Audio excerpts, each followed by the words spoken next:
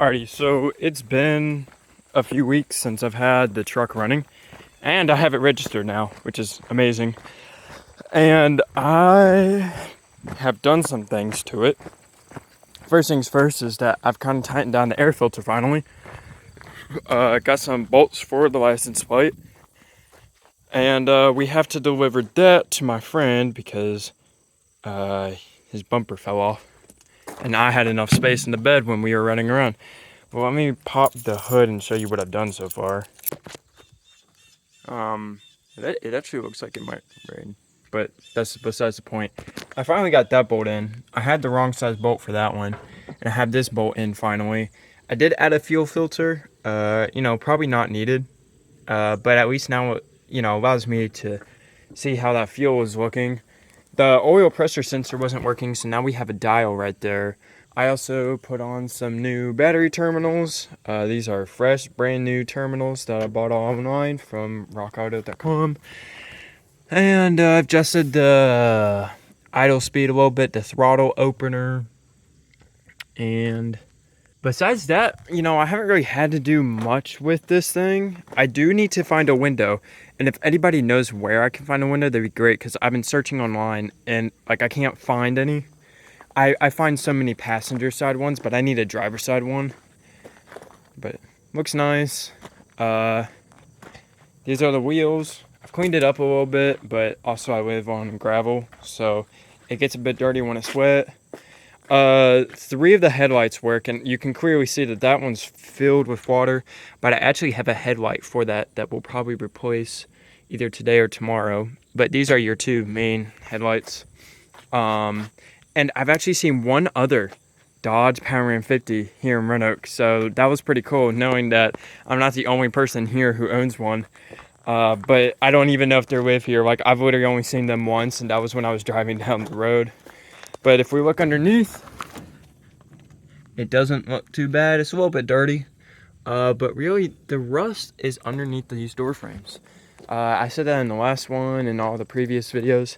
And also, this mirror is not in very good. It's very flimsy. But that's the only place it has rust. And then also the back bumper right here. It's rusted out. Well, actually, it's just the bottom that's rusted out. And even there, it's still solid, steel. And it's sharp too. But it's still solid. You can stand on it and it won't bust out on you or anything. I did add a tip to it, the exhaust right there, just to make it look a little bit prettier and sound a bit prettier. But let's see how this thing drives today. So I have no cup holders, so this is technically where I hold my cups. I need to find a cup holder or make a cup holder for it, but I don't. See, neutral, clutch is in.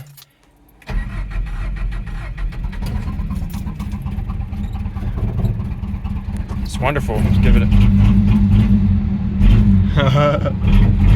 It's running a really rich mixture at the moment, and it's supposed to be controlled by that computer right there, but clearly it doesn't work. It does come with seatbelts though, which is nice.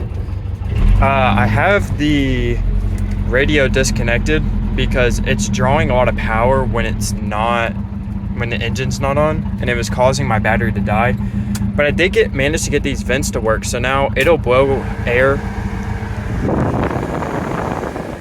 It'll blow it really fast from outside, which is nice. All right, but let's see how this thing does. I've driven it a little bit, and this thing has a hard time idling sometimes. There we go. It's a manual choke, and I mean it's not a high quality carburetor either. Alrighty.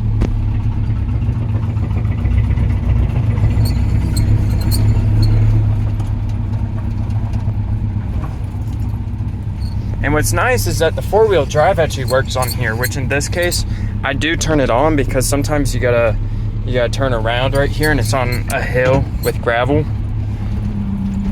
Alrighty, in this case I don't need to. So we're gonna put it back in 2-wheel.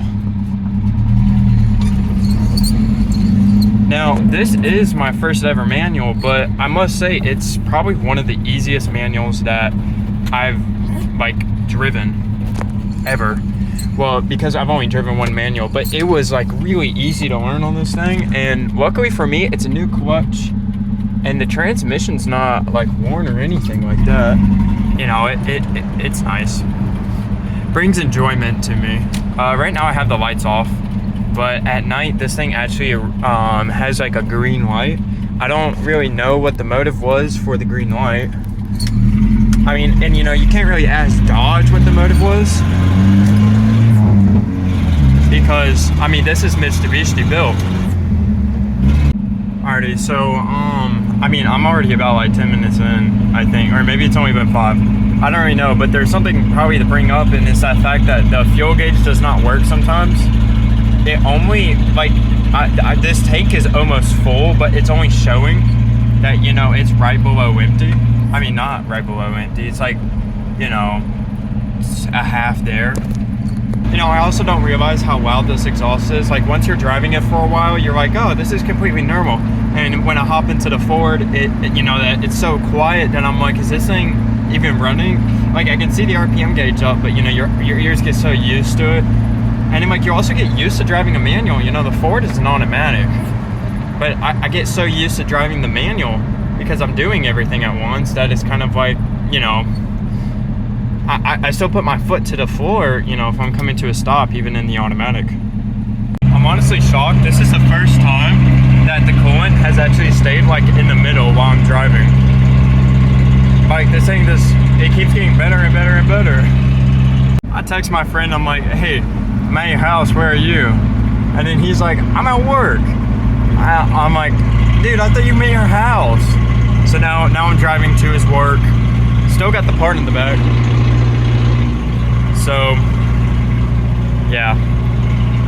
I'll be there soon, hopefully. All right, well, so we're finally here, and I got it in there. And this guy's trunk doesn't shut unless, like, you have to pull the handle to shut it. I mean, it's a Ford Ranger, what do you expect? So funny is that we're going uphill right now at the slightest incline, and that fuel gauge just drops to 1/4 of a tank when it's usually showing half. So, you know, it's interesting just in the old cars, the float, how it worked and everything. Because in the Edge, it would not do that. You could be sitting at probably a 90-degree angle and it would still show the same amount of fuel. I'm not exactly sure how that works, to be honest.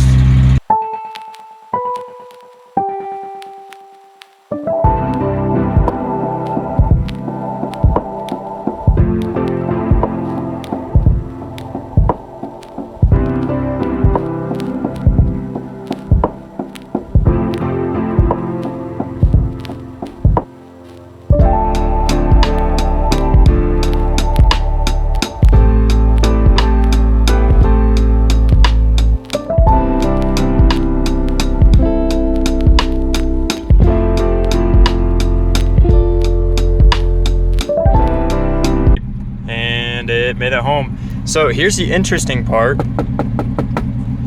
It tells us now that we have about 1/4 of a tank, but I don't know about that because when I fill it up at 1/4 of a tank, it only tells me that it's filling up to 7, and this is a 15-gallon tank, so it must be halfway or something. I'm not really sure. You know, it's also at a slight like incline like this right now, but hey, temperature is staying good. And that's the important part. And I have oil pressure, which is even more important since this thing drinks oil like crazy. Alrighty, well, let's see what we do next.